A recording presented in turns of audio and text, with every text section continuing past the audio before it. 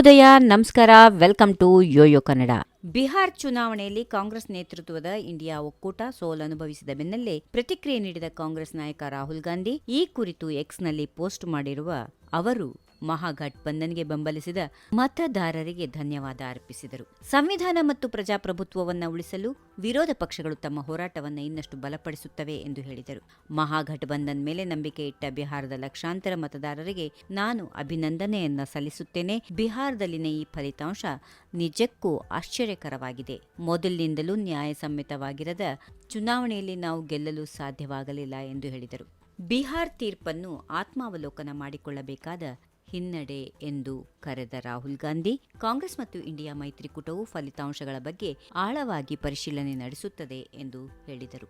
ಈ ಹೋರಾಟ ಸಂವಿಧಾನ ಮತ್ತು ಪ್ರಜಾಪ್ರಭುತ್ವದ ರಕ್ಷಣೆಗಾಗಿದೆ. ಕಾಂಗ್ರೆಸ್ ಪಕ್ಷ ಮತ್ತು ಇಂಡಿಯಾ ಮೈತ್ರಿಕೂಟ ಈ ಫಲಿತಾಂಶಗಳನ್ನು ಆಳವಾಗಿ ಪರಿಶೀಲಿಸುತ್ತದೆ ಮತ್ತು ಪ್ರಜಾಪ್ರಭುತ್ವವನ್ನು ರಕ್ಷಿಸಲು ತಮ್ಮ ಪ್ರಯತ್ನಗಳನ್ನು ಇನ್ನಷ್ಟು ಪರಿಣಾಮಕಾರಿಯಾಗಿ ಮುಂದುವರಿಸುತ್ತದೆ ಎಂದು ಹೇಳಿದರು. 243 ಸದಸ್ಯ ಬಲದ ಬಿಹಾರ್ ವಿಧಾನಸಭೆಯಲ್ಲಿ 202 ಸ್ಥಾನಗಳಲ್ಲಿ ಎನ್ಡಿಎ ಗೆಲುವು ಸಾಧಿಸಿದೆ. ಈ ಬಾರಿಯ ಚುನಾವಣೆಯಲ್ಲಿ ಬಿಜೆಪಿ 101 ಸ್ಥಾನಗಳಲ್ಲಿ ಸ್ಪರ್ಧಿಸಿದ್ದು 89 ಸ್ಥಾನಗಳಲ್ಲಿ ಜಯ ಸಾಧಿಸಿದೆ. ಜೆಡಿಯು ಕೂಡ 85 ಸ್ಥಾನಗಳಲ್ಲಿ ಗೆದ್ದಿದೆ. ಇನ್ನು ಮಹಾಗಠಬಂಧನ್ ಮೈತ್ರಿಯು ಕೇವಲ 34 ಸ್ಥಾನಗಳನ್ನು ಪಡೆದುಕೊಂಡಿದೆ. ಮಹಾಗಠಬಂಧನದ ಭಾಗವಾಗಿರುವ ಕಾಂಗ್ರೆಸ್ 6 ಸ್ಥಾನಗಳಲ್ಲಿ ಜಯ ಸಾಧಿಸಿದೆ. ಇತರೆ ಪಕ್ಷಗಳ 6 ಅಭ್ಯರ್ಥಿಗಳು ಗೆಲುವು ಸಾಧಿಸಿದ್ದಾರೆ. If you like this video, ಬೇಗ ಲೈಕ್ ಮಾಡಿ, ಕಾಮೆಂಟ್ ಮಾಡಿ, ಶೇರ್ ಮಾಡಿ ಹಾಗೂ ಯೋಯೋ ಟಿವಿ ಕನ್ನಡವನ್ನು ಸಬ್ಸ್ಕ್ರೈಬ್ ಮಾಡಿ.